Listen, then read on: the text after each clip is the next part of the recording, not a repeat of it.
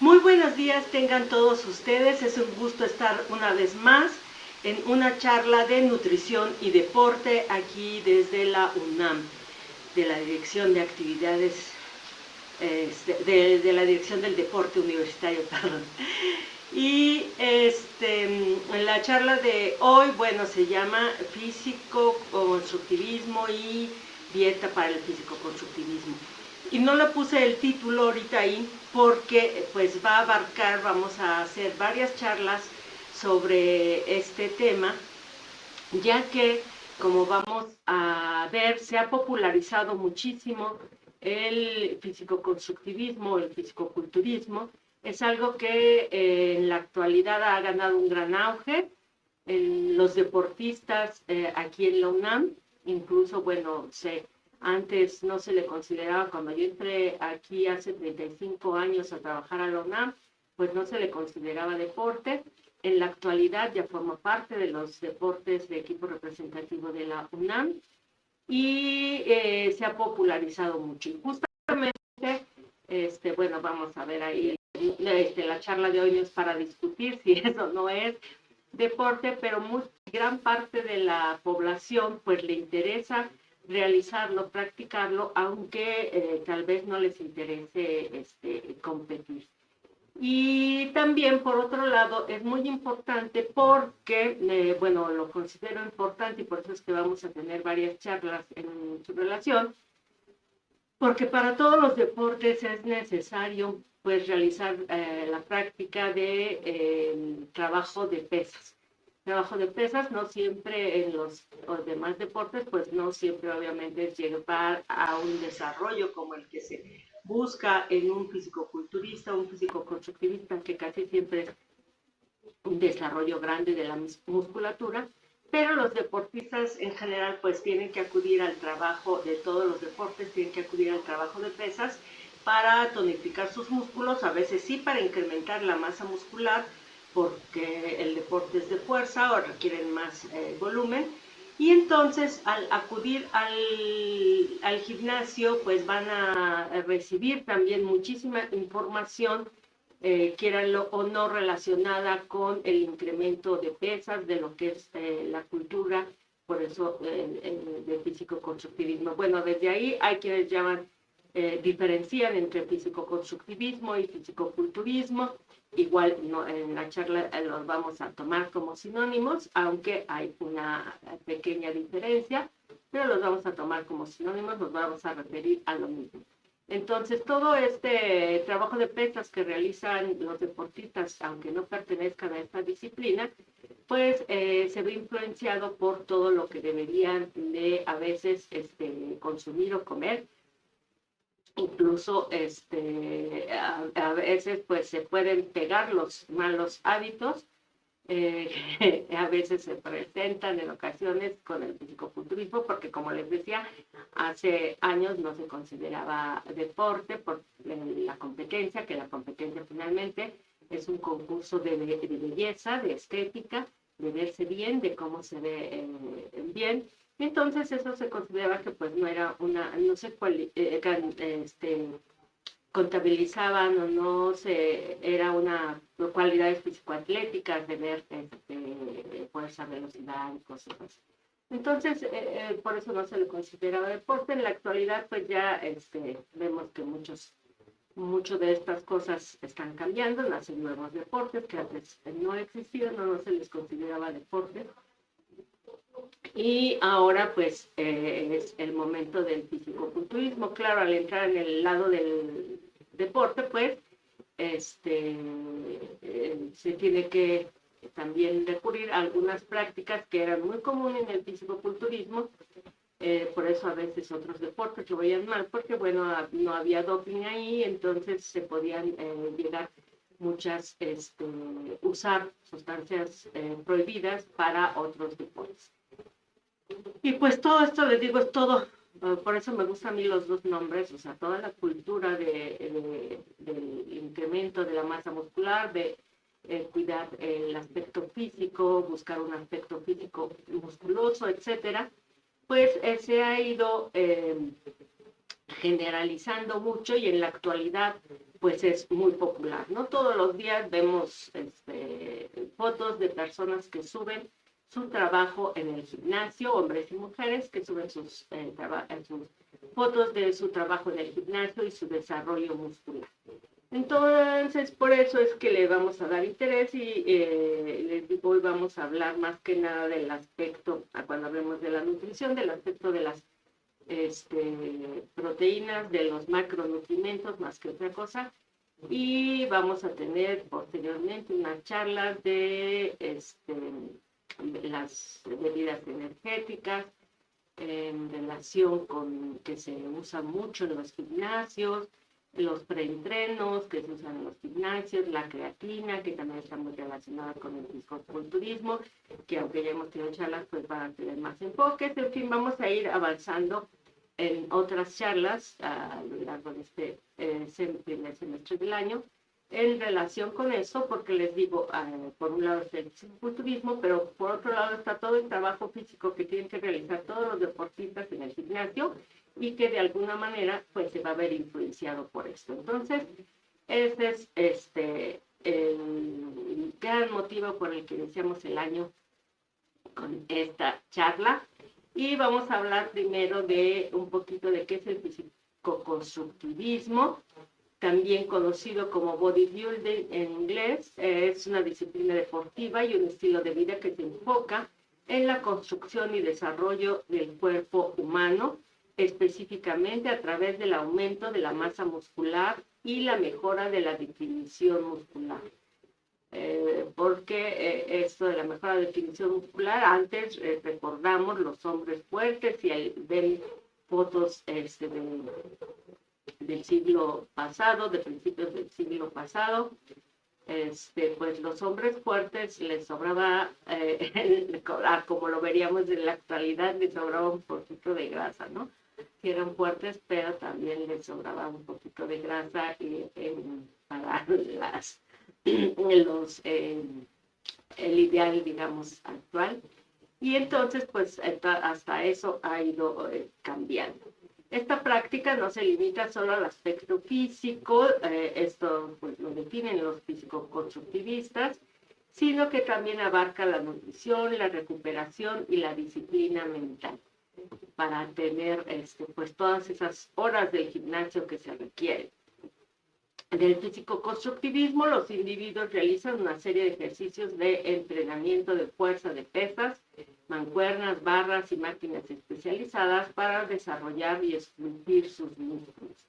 Les interesa mucho esto de la escultura de su cuerpo. El objetivo principal es lograr un físico musculoso, simétrico y bien definido. Que, como les decía, bueno, puede haber quienes sí compitan y puede haber quienes no compitan. Hay muchos que solo les interesa pues lograr este físico musculoso, simétrico y bien definido. Y hay quienes no nada más les interesa lograrlo, sino que les interesa competir y decir, pues, soy el campeón en cuanto a esta apariencia física, ¿no? Entonces, pero puede ser alguien físico-constructivista sin necesidad de estar compitiendo. Además de la práctica, de la parte física, el físico-constructivismo requiere una fuerte voluntad y autodisciplina, eso sí, ya que los practicantes deben mantener una rutina de entrenamiento constante y seguir estrictamente sus planes de dieta y descanso. Esto pues básicamente es en todos los deportes. Y pues el físico-constructivismo, con todo el trabajo físico que tienen que hacer, pues también lo van a tener. También puede involucrar la participación en competiciones, como les decía, donde los atletas son juzgados en función de su apariencia física, simetría y presentación en el escenario, porque bueno, tienen que posar dependiendo de las poses. Y pues pongo esta imagen de las venas, porque no sé si se sigue considerando necesario, pero hasta hace unos años, la última vez que yo revisé, el que se resaltaran las venas se consideraba pues mejor puntuación, ¿no? Entonces se hacían diferentes cosas, diferentes cosas de tomar algo para que se resaltaran más las venas, ya que se consideraban mejores puntos en el papel de la estética. Y por ejemplo, que les decía de las críticas, pues nada tiene que ver con una cualidad físico-atlética, es más un estilo de belleza. Incluso las poses, pues podría ser artística, aunque hay deportes que sí tienen gran parte artística, pero por eso pues no se le considera, ¿no? Esto de las venas pues nada tiene que ver con con el deporte, ¿no? O sea, y no es crítica, simplemente es observación. Y observación que me interesa en la nutrición porque el resaltar las venas nada tiene que ver ni con la salud ni con cualidades físico-atléticas, y entonces, por ejemplo, a todos los deportistas que tienen que hacer trabajo físico para desarrollarse en su deporte, la parte de resaltar las venas, porque además no la hacen todo el tiempo, la hacen nada más para el día de la competencia, los físico-constructivistas, pero esta parte pues no es útil para ninguna otra disciplina, ¿no? Nada más lo pongo como ejemplo. Entonces, sus orígenes, de acuerdo a lo que consideran los físico-constructivistas, dicen que tiene en la Grecia antigua y en Roma, donde se valoraba la apariencia física y la fuerza. Y pues sabemos que sí, se valoraba mucho la apariencia física de las personas, y sobre todo, pues sí había así como que deportistas y estas competencias físico-atléticas que siempre pues también se valoraba esto. El bodybuilding moderno comenzó a tomar forma en el siglo XIX, donde Eugene Sandow es considerado el padre del fisicoculturismo por algunos. Él realizó exhibiciones de fuerza y musculatura a principios de 1900 y ayudó a popularizar la idea de esculpir el cuerpo a través del entrenamiento de pesas. Porque antes pues no se necesitaba, porque el ser humano hacía mucho trabajo físico y no necesitaba realmente preocuparse por eso, pero ya después pues empieza a ver que ya tenemos más tiempo de ocio. En el 2001 se realizó la primera competencia de fisicoconstructivismo documentada, organizada por el pionero del fitness Bernard McFadden. Estas competiciones a menudo se centraban en la apariencia física y la exhibición de los músculos. ¿Sí? Esto es ya de 1901, o sea, del siglo XX. Y durante y después de la Segunda Guerra Mundial, el físico-constructivismo ganó popularidad en Estados Unidos gracias a figuras como Steve Rivers y Red Park, quienes incursionaron en el cine como actores de películas de aventuras mitológicas. Entonces ahí se empieza a popularizar una figura, una estética especial, muy musculosa, que no era la propia que, bueno, tiene el ser humano común, sino que un poco más musculosa de lo que se da con el trabajo cotidiano, quienes sí trabajan, ¿no? En la década de 1970, Arnold Schwarzenegger, uno de los fisicoculturistas más icónicos de todos los tiempos, yo creo que todos lo reconocen, bueno, la mayoría de las personas, desempeñó un papel fundamental en la popularización del fisicoconstructivismo en todo el mundo.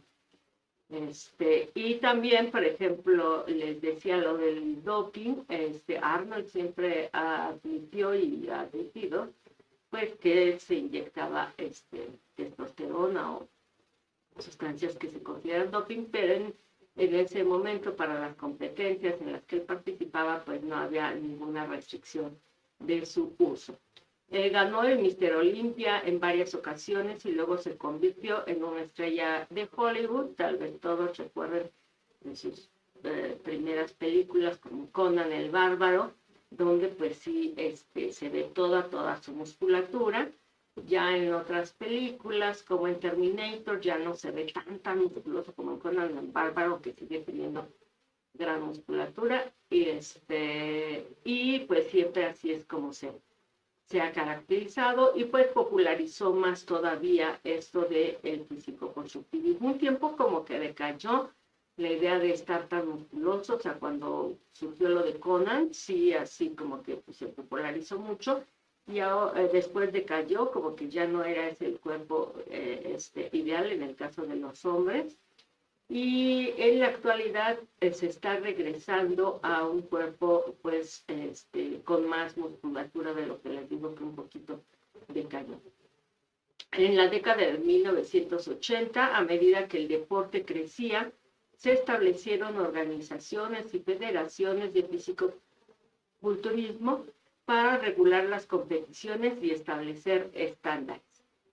Se crean, bueno, en el siglo XXI, con el tiempo, el físico-constructivismo ha evolucionado mucho, con nuevas categorías y nuevos enfoques. Las categorías, bueno, el culturismo clásico, el físico masculino y el físico femenino, donde pues tenemos diferentes categorías. En general, en el físico-constructivismo masculino las categorías son por peso, y en el caso de las mujeres, el físico femenino pues no son por peso, nada más hay dos categorías. Entonces, todo esto pues ha sido muy interesante, y también varían, bueno, las categorías según diferentes asociaciones y demás. Y como les decía, pues se ha popularizado mucho. Antes no veía yo nadie de fisicoculturismo, incluso venían y decían, pues yo voy al gimnasio, y eso pues no se le consideraba deporte representativo, y les decía, pues tienes que pagar tu cuota. Todo lo que no son deportistas de tipo representativo pagan su cuota, y si quieren consultar nutrición. Pero ahora ya es el fisicoculturismo aquí en UNAM forma parte de equipos representativos, y entonces ya he tenido tanto mujeres como hombres de esta disciplina.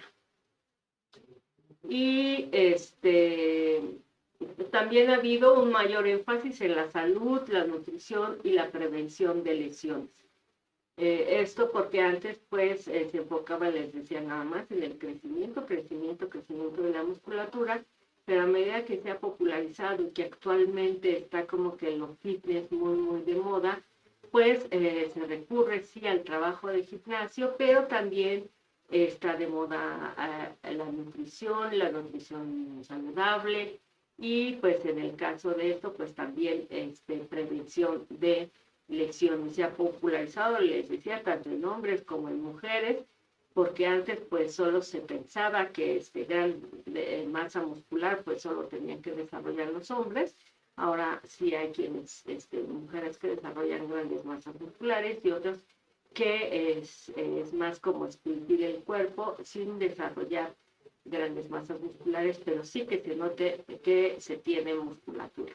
Entonces todo esto ha ido cambiando. Les decía ahorita con lo del fitness, pues sí se busca mucho esto, y el cuerpo musculoso y tonificado se asocia con un estilo de vida saludable, aunque esto sigue siendo parcialmente cierto, ya que muchas veces, como les decía, algunas prácticas que vienen arrastrando del fisicoculturismo de la década de Arnold, pues no eran del todo saludables, y pues algunas se quedan, ¿no? Si Arnold no se ha muerto, no pasa nada.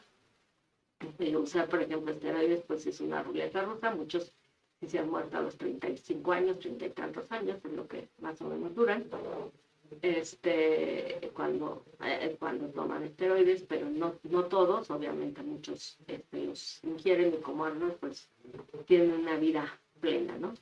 Esto más que nada, pues obviamente tiene que ver con su genética, pero pues es ruleta rusa para ver si los toman o no. Entonces, también lo que es importante aquí destacar es que este cuerpo musculoso, este volumen, por ejemplo, no necesariamente quiere decir que la persona está saludable.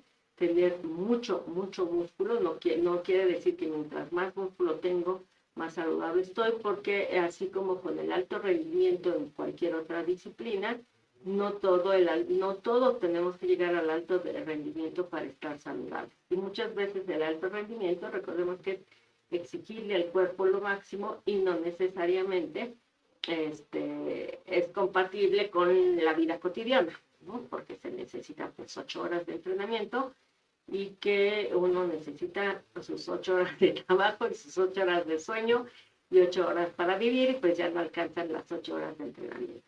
Entonces, sí es importante pensar que sí va a ayudar mucho tener un cuerpo musculoso o tenerlo tonificado. Ya me gusta más la palabra tonificado, o sea, que no esté la persona aguadita, que tenga músculo, pero tampoco es necesario para la salud ni para muchísimos deportes, porque hay deportes que pues necesitan tener cuerpo tonificado. No sé, pensemos voleibol de playa, voleibol en general, pues necesitan cuerpo tonificado o ciertos músculos para que les permitan hacer saltos, pero no un gran desarrollo muscular para, para practicar bien su deporte. Entonces, sí, un cuerpo tonificado, me gusta más el tonificado, se puede asociar con un estilo de vida saludable, pero demasiado músculo no es el ideal para la salud. Para la estética sí puede serlo y está muy bien, que la gente le guste ver su cuerpo así musculoso, eso está muy bien, pero para la salud solo basta con que esté bien tonificado y que se realice el ejercicio. Muy bien. Entonces, ¿cuáles serían? Vamos a empezar, les digo, van a ser una serie de pláticas, no vamos a agotar hoy el tema, pero vamos a iniciar con alimentos para ganar masa muscular. ¿Cuáles serían los alimentos para ganar masa muscular? Y por supuesto que siempre pensamos en las proteínas. Por eso puse esa imagen, ahí tenemos huevo, queso, lentejas, frijoles y carnes, por supuesto, que siempre es lo que pensamos que nos va a dar proteína y que van a ser útiles para ganar masa muscular.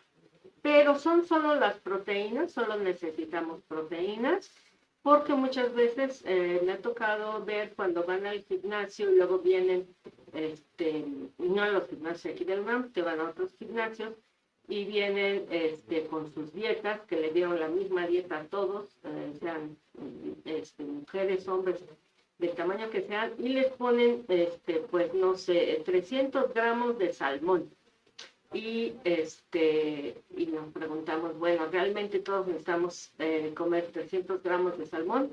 ¿O qué cantidad? Y solo puede ser salmón, no puede ser otro pescado. ¿Por qué nada más salmón? O porque que también está tan de moda, popular, el no consumir muchos, bueno, el salmón luego sí entre muchas de los vegetarianos se permiten pescados en muchos casos, pero otros no. Y entonces, ¿por qué los podemos sustituir? Bueno, pues vamos a hablar mucho ahorita de eso, de las proteínas. Sin embargo, hay que iniciar recordando que para la síntesis de proteína muscular, que lo abrevió SPM, recuerden, síntesis de proteína muscular, vamos a necesitar proteínas, pero también hidratos de carbono. ¿Por qué hidratos de carbono? Porque son los que nos van a dar la energía, básicamente. En las páginas, si revisamos páginas de físico-constructivismo, nos hablan mucho de las proteínas, pero sí también de una cantidad de energía suficiente. ¿Por qué? Porque cuando la dieta no tiene suficiente energía, las proteínas se usan como energía en lugar de usarse para construir masa muscular. Y entonces, si solo damos proteínas, pues no se va a lograr la síntesis de masa muscular o la síntesis de proteína muscular. Y por eso vamos a requerir en forma importante también más cantidad de hidratos de carbono. Las grasas también nos dan energía, las proteínas nos dan 4 kilocalorías por gramo, los hidratos de carbono 4 kilocalorías por gramo y las grasas 9 kilocalorías por gramo. pero sobre todo, como en el físico-constructivismo, se busca mucho una gran ganancia de volumen muscular con la ganancia mínima de grasa. Pues la idea siempre es no abusar de las grasas como fuente de energía. Aunque también ahorita es importante mencionar que todo físico constructivista sabe que cuando están en la fase de incrementar mucho su musculatura van a ganar cierta cantidad de grasa y ya, pero cierta cantidad, no que se van a poner todos, sino que cierta cantidad de grasita se va a ganar junto con la síntesis de proteína muscular y ya después de esto lo van a perder para la competencia o en otro momento para verse bien. Pero el trabajo es constante, igual que todo, ya sabemos, no es de que ya llegan así a esa masa muscular enorme y ya con eso así se quedan eternamente, pues no, el trabajo va a tener que seguir siendo constante todos los días, la dieta también, para mantener esa masa muscular, ¿no? Eso va a tener que ser constante. Y entonces nos interesan las proteínas, la energía, que en general se busca que sea en forma importante a partir de hidratos de carbono, minerales, algunos que intervienen mucho en la síntesis de proteínas, pueden estar relacionados, y la vitamina C. Y suplementos, que esos no, pues no vamos a platicar de suplementos, porque les digo, va a haber una charla especial de preentrenos, y ahí se van a mencionar, y otra charla especial de creatina en relación con el físico-constructivismo. Muy bien, dentro de los minerales, pues nos va a interesar mucho, por ejemplo, el zinc y el hierro, el magnesio, el potasio, todos los que ya hemos mencionado y que tienen su charla particular, estos que mencioné, y podrían revisarla, su charla particular para el deporte y tomando en cuenta el psicoconstructivismo igual como deporte, pues tiene que ver. Sí voy a destacar algunos, dependiendo de si nos da tiempo o no, y de la vitamina C, que ya también siempre que hablamos de musculatura o de síntesis de proteína muscular, se los menciono, que la vitamina C es esencial para la síntesis de proteínas, no nada más de proteína muscular, sino de otras proteínas como los anticuerpos, como el colágeno,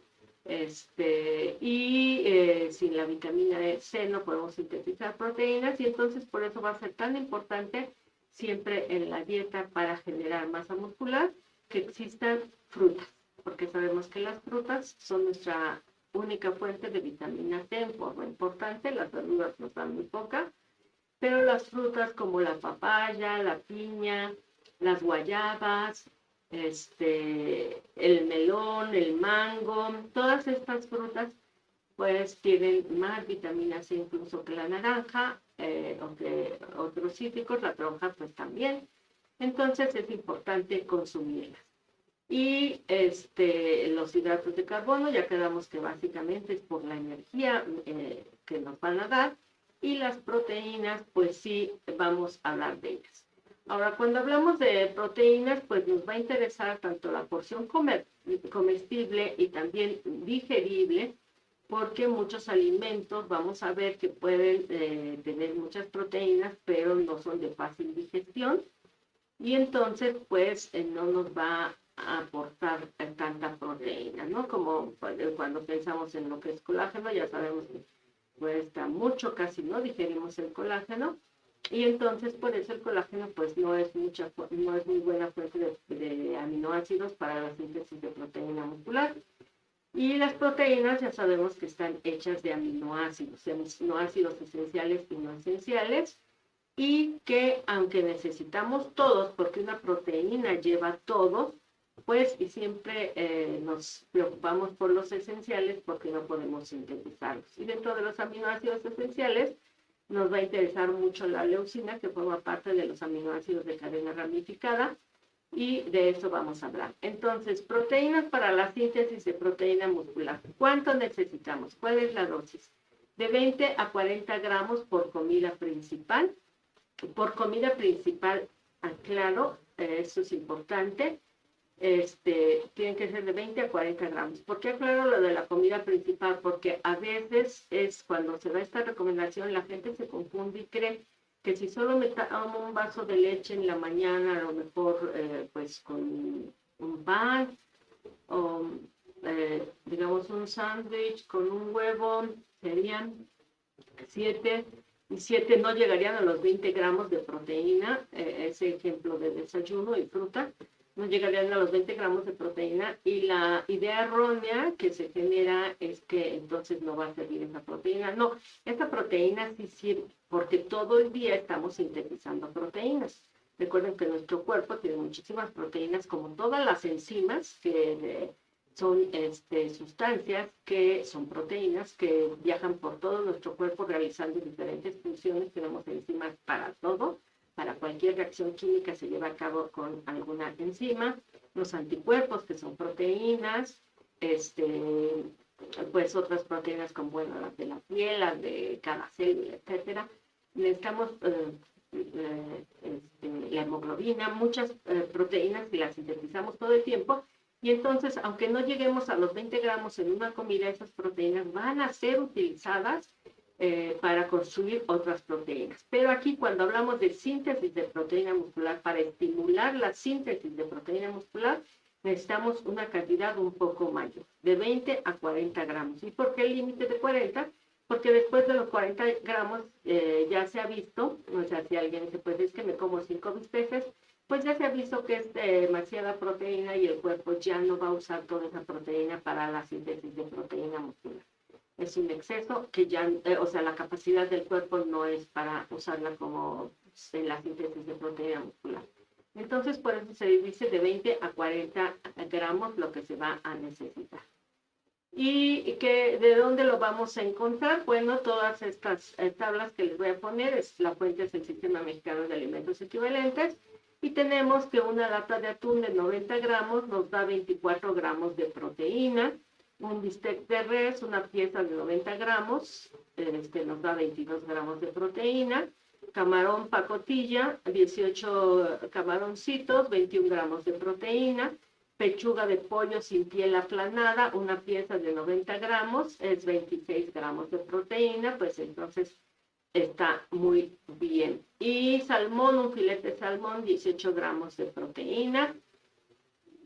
Ahí hay muslo de pollo, una pieza, 18 gramos de proteína. Entonces ya vemos que las carnes, pues muy fácilmente con las carnes logramos los 20 gramos o más de 20 gramos de proteína, porque ahí, por ejemplo, la carne molida, pues le ponemos un poquito más, una albóndiga más, el salmón también, un filetito más grande de 120 gramos y ya la hicimos para tener más de 20 gramos de proteína. Entonces, estos 20 gramos de proteína con la carne es muy fácil encontrarlos. En la pechuga de pavo, que me preguntan mucho lo que llamamos jamón, pero siempre me dicen, pero es que es de pechuga de pavo. Bueno, 2 rebanadas solo nos dan 10 gramos de proteína. Entonces, y el jamón de pierna también anda más o menos igual, 2 gramos de proteína. Entonces, no importa si es de pierna, de cerdo o de pechuga de pavo, pues 2 rebanadas solo nos dan 10 gramos. Para llegar a los 20 gramos serían 4 rebanadas. Y por los nitritos y nitratos que contienen no es el ideal, pero puede ser parte del total, no diario, pero de un sándwich para comer en colación, ¿no? El surimi, una barra de surimi, 9 gramos, necesitaríamos como 2 barras y medias de surimi para llegar a los 20 gramos mínimo. Cueritos de cerdo, que es de difícil digestión porque es colágeno, serían 6 gramos, pues 10 gramos de cueritos, necesitaríamos muchos más. Pero bueno, como les digo, todo puede ir aportando, pero vemos que ahí ya se dificulta más llegar a la cantidad de los 20 gramos mínimo. Acosiles, que son camaroncitos, media taza, 7 gramos, chapulines, un tercio de taza, 7 gramos, ya si se come la taza completa de chapulines, pues ya llegaron a 21 gramos, está fácil. Caviar, si les gusta el caviar, 5 cucharaditas, 7 gramos, igual necesitarían 15 cucharaditas de caviar para llegar a los 20 gramos. Escamoles, 6 cucharaditas, para llegar a los 20 gramos, porque 2 cucharadas nos dan solo 7. Huevo, un huevo, más o menos 6 gramos. Y jumiles, 2 cucharadas, 6 gramos. Ahí hay un error en el huevo porque es más, ya que es, no, es que es clara. Clara, 2 piezas, 2 claras, son 6 gramos. Entonces también cuando dicen, pues es que no quiero, quito el colesterol del huevo, me como solo las claras, pero la yema también tenía proteína y entonces se necesitan comer 2 claras para cubrir la proteína que nos daba la yema, ¿no? Entonces nos dan 6 y necesitaríamos pues más de 3 huevos para llegar a 18, pero ya les digo, combinando entre eso y leche y otras cosas, pues se puede hacer. Queso Oaxaca, un trozo de 30 gramos, que es pequeñito, 8 gramos de proteína. Requesón, 50 gramos, 7 gramos de proteína. Recuerden que el requesón y el queso cottage son básicamente suero de leche. Entonces, pues si hay un sándwich de requesón o de suero de leche y le ponemos un poco más, pues ya tenemos 14 gramos de proteína y le vamos agregando más cosas. La leche, una taza, 8 gramos, yogur 8 gramos, jocoque 7 gramos y chongos saboramos 6,5. Estos igual ya vemos que con uno solo no nos alcanza, como con las carnes nos alcanzaba para los 20 gramos, pero pues sí para hacer combinaciones y llegar a más cantidad. Alubia, arvejón, frijol promedio, garbanzo, habas, media taza, son 9, 8, 8, 7 y 7 gramos, pero ya si nos comemos la taza completa, pues llegamos en los 3 primeros casi a los 20 gramos. Les ponemos ahí el quesito y ya llegamos sin problema arriba de los 20 gramos, que era nuestra meta. Hummus, 5 cucharadas, 6 gramos. Soya, un tercio de taza, 9 gramos. Ahí sí, con una taza más que fácilmente se cubrieron los más de 20 gramos. Tofu, un trozo de 40 gramos, 6 gramos de proteína. ¿Sí? La espirulina, que siempre se menciona como entre alimento y suplemento, pues de 5 a 7 gramos de biomasa fresca, en 100 gramos, perdón, de biomasa fresca, tiene 5 a 7 gramos de proteína, o sea, pues se necesitaría una mayor cantidad. En cambio, esos 100 gramos de carne fresca, en promedio nos va a dar 22 gramos de proteína, o sea que gana la carne, por eso la carne tiene palomita, porque le gana la carne en 100 gramos de biomasa fresca, comparada de la espirulina, comparada con 100 gramos de carne, pues con la carne podemos cubrir fácilmente los 20, más de 20 gramos de proteína, y con espirulina no. Y comparada contra el suero de leche, 80 gramos, 100 gramos de suero de leche nos dan 80 gramos de proteína, mientras 100 gramos de espirulina deshidratada nos da 55 a 65 gramos de proteína, o sea, le sigue ganando el suero de leche a la espirulina si la tomamos como suplemento, pero bueno, como les digo, puede servir no para llegar a los 20, pero sí, o sea, no solito cumplir con los 20 gramos, pero sí para ir agregándola poco a poco, porque 100 gramos de suero de leche sí es más fácil que se los tomen a 100 gramos de espirulina deshidratada, pero se pueden ir agregando a los alimentos para incrementar la cantidad de proteínas. En el caso de las nueces, pistaches, cacahuates, almendras, semilla de girasol y demás, pues tenemos que el ajonjolí, las almendras nos dan 3 gramos por 10 gramos de proteína, porque recuerden que aquí si nos pasamos mucho, nos pasamos de grasa, y entonces no se puede hacer una dieta para un fisicoconstructivista con puras nueces y almendras, porque se va a pasar en la grasa, y nos interesa mucho no pasarnos de grasa para que no se suba mucha grasa que después se tenga que bajar para el día de la competencia. De todos estos, el que más proteína nos da es la linaza, con 4 cucharadas ya nos dan 9 gramos de proteína.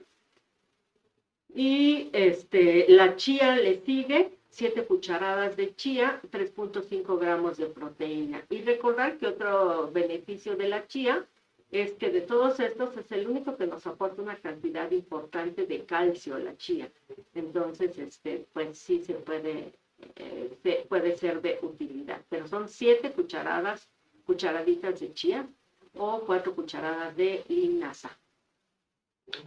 En el caso de los cereales tienen muy poca proteína, avena, 2 gramos de proteína, por eso más que nada los cereales lo que nos van a dar es energía para proteger las proteínas que nos dan los otros alimentos. Aquí, sin embargo, hay que destacar la alegría, una rueda de alegría nos da 16 gramos de proteína, no está mal.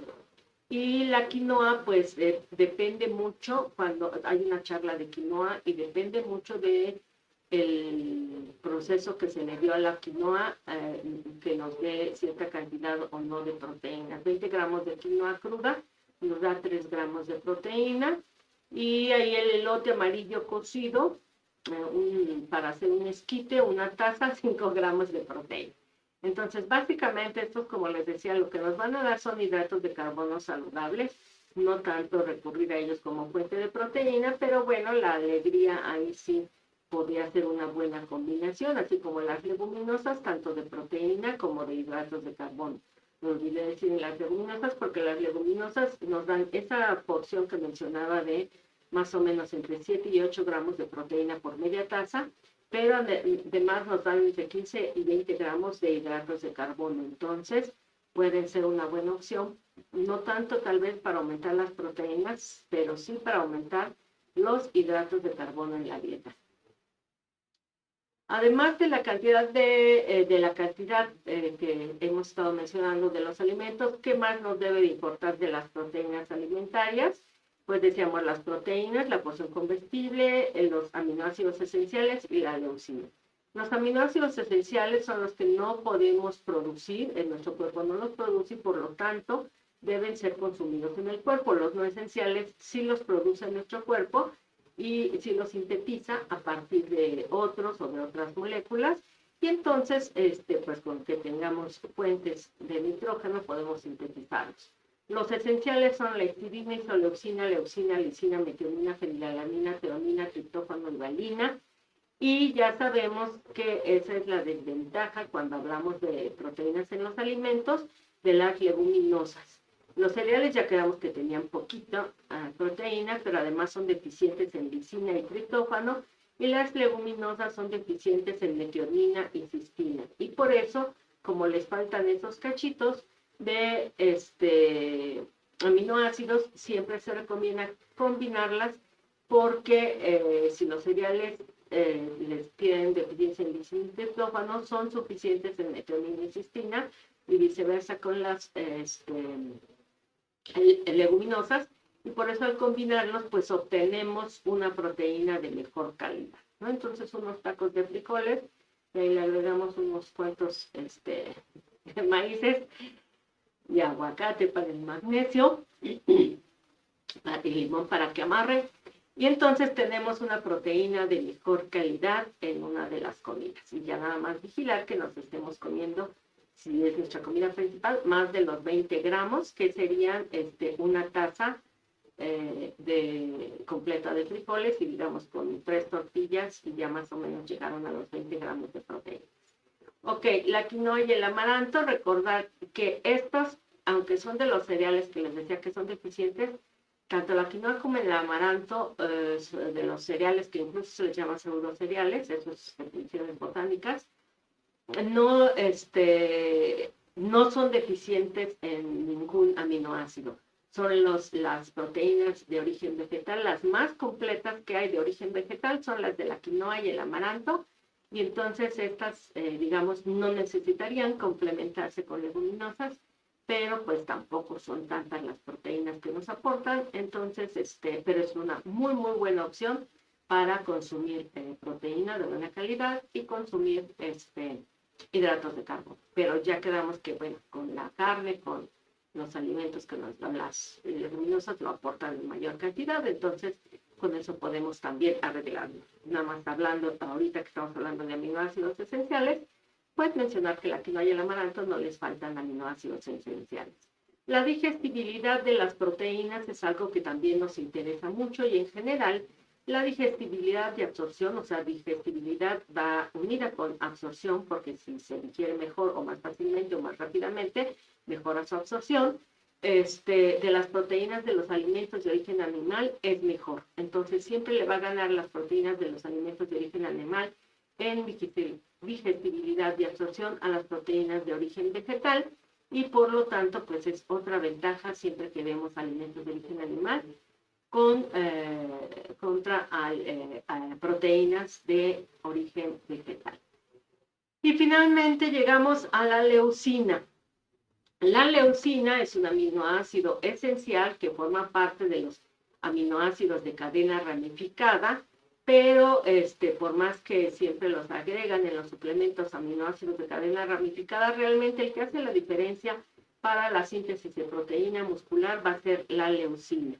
Y la recomendación de leucina para personas no deportistas es menor, de 50 miligramos por kilogramo de peso al día, pero para deportistas se dice que debe ser mínimo 50 o más miligramos de proteína por kilogramo de peso al día. Entonces, en el caso de un físico-constructivista, obviamente que debe ser mínimo 50 miligramos de leucina por kilogramo de peso al día. Y aquí les pongo ejemplos. Un hombre de 70 kilos debe de consumir entonces 3.5 gramos de leucina al día. Un hombre de 80 kilos, 4 gramos de leucina. Un hombre de 90 kilos, 4.5 gramos de leucina.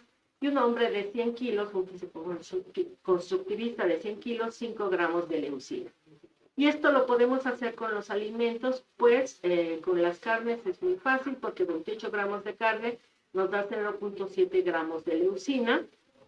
Entonces 150 gramos de carne nos da 3.7 gramos de leucina y 200 gramos de carne, 5 gramos de leucina.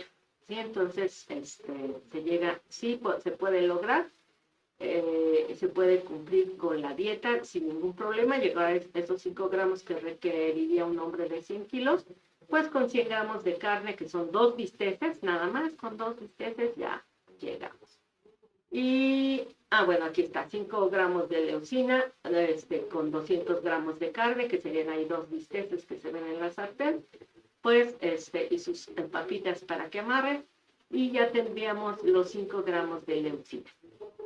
Aquí les pongo una tabla de leucina en los alimentos, donde tenemos por 100 gramos de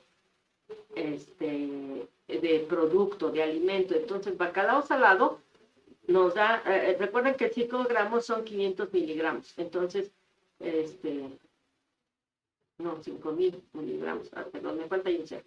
Entonces serían un bacalao salado 100 gramos, 6000, pero como es salado está seco y entonces no nos conviene mucho. Igual alga espirulina seca, 100 gramos, si nos alcanza casi para los 5000, aquí debe ser un cero más, de leucina. Leche en polvo, 100 gramos, 3400 gramos, ya ahí sí 100 gramos de leche en polvo si no lo comemos. 100 gramos de queso parmesano, 3.200 gramos, eso sí no lo comemos, igual los demás quesos. Vienen sobre todo quesos que son muy ricos en leucina por la leche. Salmón ahumado, 2.000 miligramos de leucina, recuerden que tenemos que llegar a 100.000, entonces serían como 2 filetes de salmón.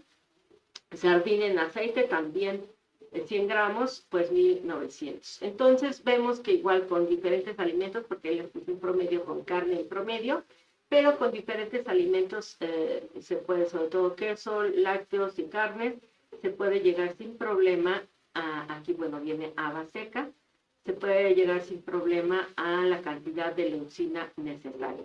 Entonces no siempre son indispensables los suplementos de aminoácidos de cadena ramificada o de leucina aparte, pero pues ya hablaremos de ellos en los preentrenos.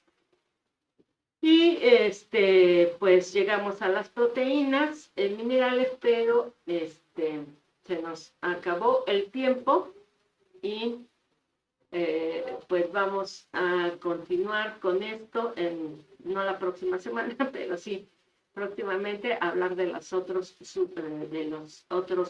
de macronutrimentos y micronutrimentos relacionados con el incremento de la masa muscular, y les digo, vamos a continuar después con suplementos, preentrenos y demás. Entonces, lo dejamos hasta aquí. Con gusto estar con ustedes en esta segunda sesión del 2026.